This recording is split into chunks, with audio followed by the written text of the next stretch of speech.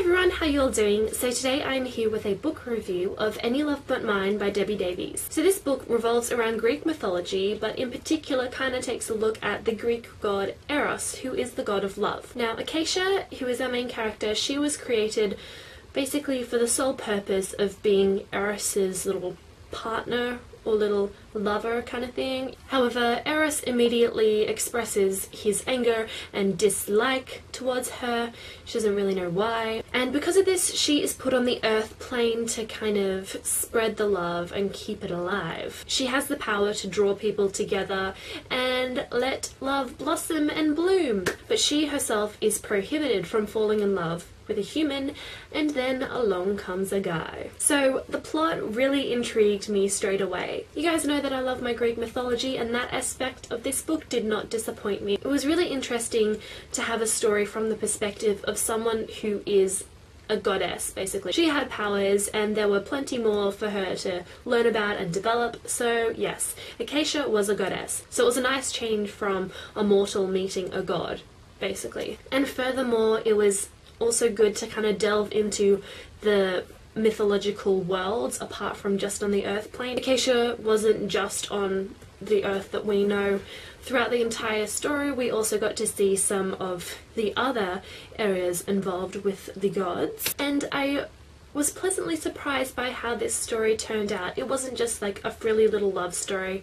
There was a lot more to it. There were a lot of secrets, a lot of mysteries, and yes, so that was interesting to explore. And also the ending just leaves me wanting more so badly because it kind of alludes to a big conflict in the next installment, which is awesome. I'm really looking forward to seeing how things turn out. Now onto our main character Acacia. Like I said, it was really nice to have a main character who had these powers, so that was good. But the main thing that really frustrated me about Acacia was her emotional attachment to people. It was a big case of insta-love, I'm afraid. She was kind of throwing around the word love pretty much before she even spoke to this guy that she saw across the school. And yeah, and then 2 weeks later they're thinking of running off together. So things moved very quickly. She seems to invest a lot of feelings in this guy. I guess I can kind of understand why she's so drawn to him, as you later find out, and also the fact that she's never really experienced these feelings before. She's not really allowed to, and it's just all new and she's questioning everything. But after a while that does get a little frustrating. And then later on in the story, this other person is introduced, and then how she interacts with this person raises a lot of confusion and questioning due to her interactions and feelings towards the guy that she meets. And yeah, so there's those two things here. It's just a tiny bit confusing, her feelings. It's kind of, she's basically a little ball of emotion, and it just kind of explodes all of a sudden when she sees someone that she's instantly drawn to. So yeah, that's the main thing that I had a problem with. But besides that, she was a nice character. It was interesting to see how she reacted to Eros's dislike of her, I suppose.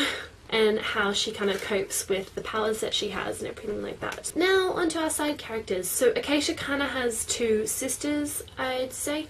I can't remember their names, I'm afraid. So they were both previously created for Eros as well. However, he obviously showed a dislike to them, and they have been on Earth for longer than Acacia has. But what was really interesting about these two characters were their secrets and how they kind of reacted to things and what has happened in their past that Acacia is unaware of. So that kind of follows on through with a lot of the other side characters. There's so many secrets going on, so there's just a lot of mystery about a lot of these characters. Now the only thing I can really critique about the writing regards the editing side. Throughout the book there were just some little grammatical errors here and there. So overall I rate this about a 3.75.